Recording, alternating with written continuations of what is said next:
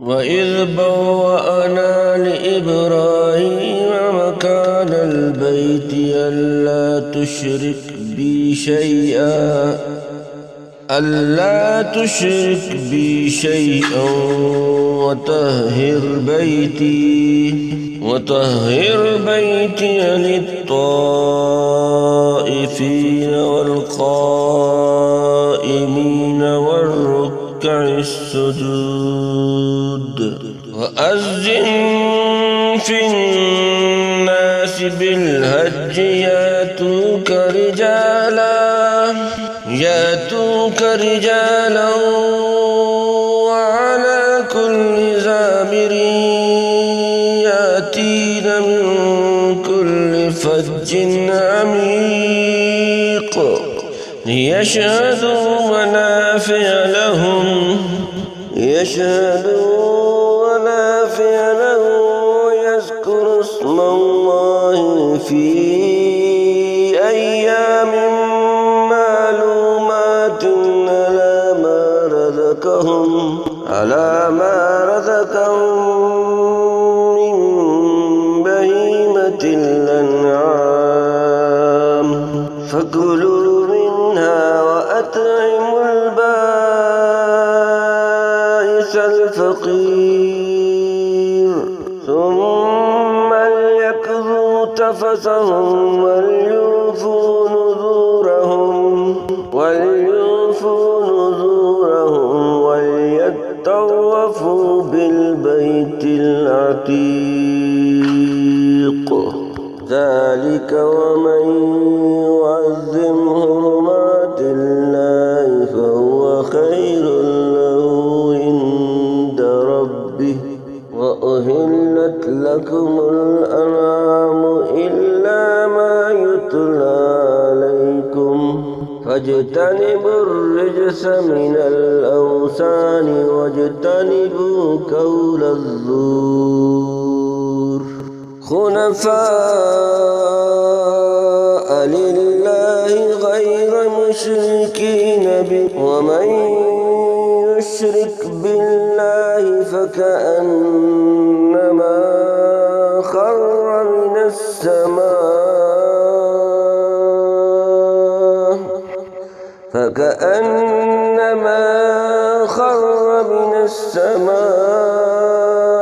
فتخطفه الطير أو تهوي به الريح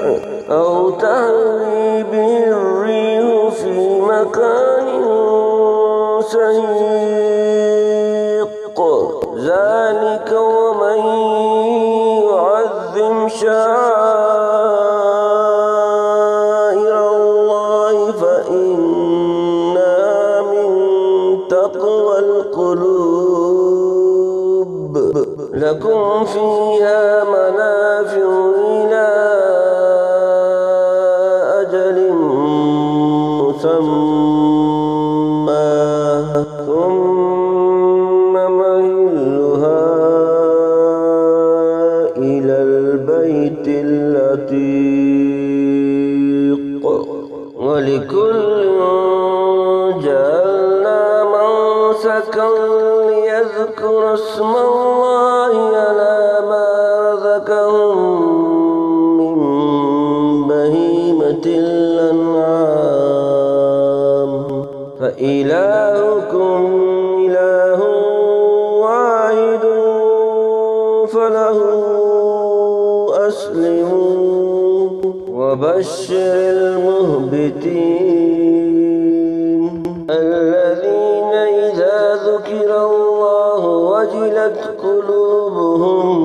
والصابرين على ما أصابهم والمقيم الصلاة ومما رزقناهم ينفقون والبدن جعلناها لكم من شعائر الله لكم فيها خير فاذكروا اسم الله عليها صواف فإذا وجبت جنوبها وكلوا منها وأطعموا القانع والمعتر كذلك سخرناها لكم لعلكم تشكرون لن ينال الله لحومها ولا دماؤها ولكن يناله التقوى منكم كذلك سخرها لكم لتكبروا الله على ما هداكم كذلك سخرها لكم لتكبروا الله على ما هداكم وبشر المحسنين إن الله يدافع للذين آمنوا إن الله لا يحب كل خوان كفور أذن للذين يقاتلون بأنهم ظلموا وإن الله على نصرهم لقدير الذين أخرجوا من ديارهم بغير حق إلا أن يقولوا ربنا الله ولولا دفع الله الناس بعضهم لبعض وهدمت صوامع وبيع وصلوات ومساجد يذكر فيها اسم الله كثيرا ولينصرن الله من ينصره إن الله لقوي عزيز الذين إن مكناهم في الأرض يقاموا الصلاة وآتوا الزكاة وأمروا بالمعروف ونهوا عن المنكر ولله عاقبة الأمور أن يكذبوك فقد كذبت قبلهم قوم نوح وعاد وثمود وقوم إبراهيم وقوم لوط وأصحاب مدين وكذبوا موسى فأمليت للكافرين ثم أخذتهم فكيف كان نكير فكأي من قرية أهلكناها فهي ظالمة وبئر معطلة وكسر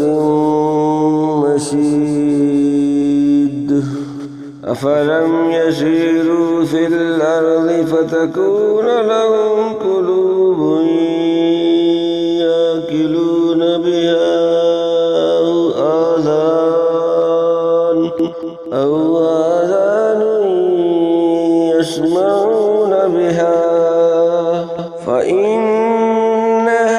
لا تعمى الأبصار ولكن تعمى القلوب التي في الصدور ويستعجلونك بالعذاب فلن يخلف الله وعده فإن يوما عند ربك كألف سنة يردون وكأين من قرية أمليت لها وهي ظالمة ثم أخذتها وإلي المصير